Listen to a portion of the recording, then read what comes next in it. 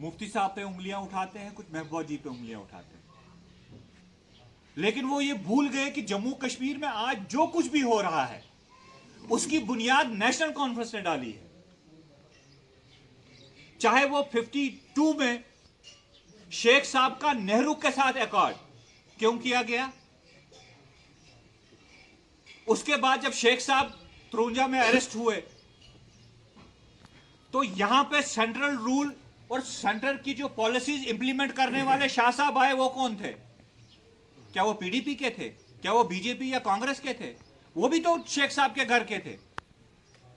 शेख साहब जेल से वापस निकले, 75 76 में दोबारा अकॉर्ड किया। क्यों किया? जम्मू कश्मीर के कोई इंटरेस्ट के लिए अकॉर्ड किया।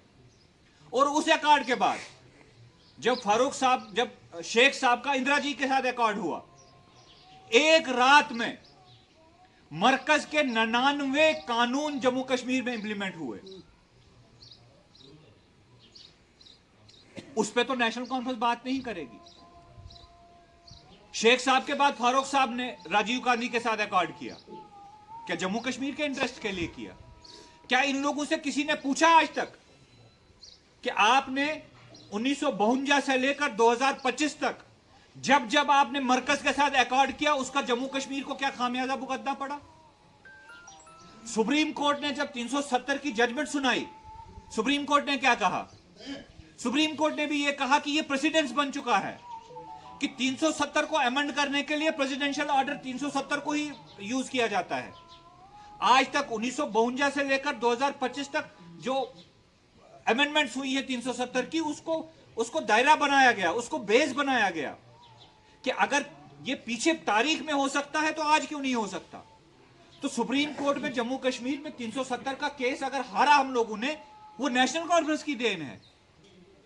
क्योंकि नेशनल कॉन्फ्रेंस में तारीख में जब जब उनको कुर्सी पकड़नी थी उन्होंने जम्मू कश्मीर को भेज दिया।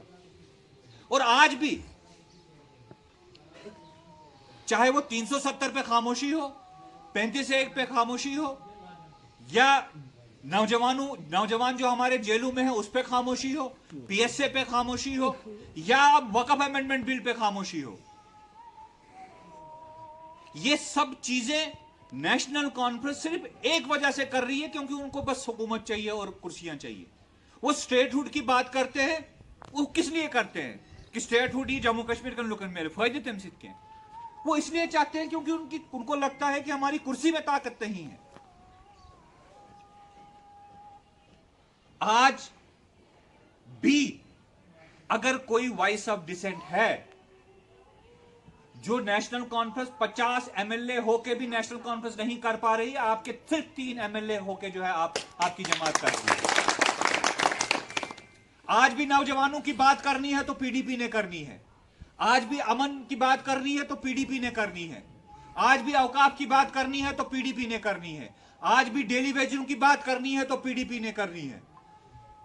नेशनल कॉन्फ्रेंस क्या कर रही है? तुमचे ट्यूलिप गार्डन्स में खैर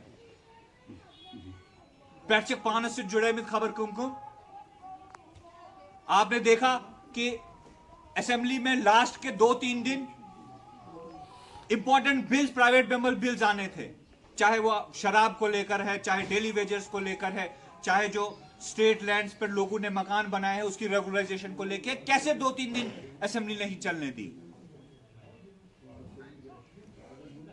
तो मेरे भाइयों, ये दौर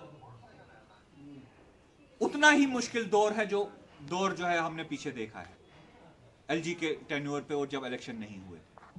इस दौर में आपका सबसे बड़ा किरदार है, आपने सवाल पूछना है, आपने खड़े होना है।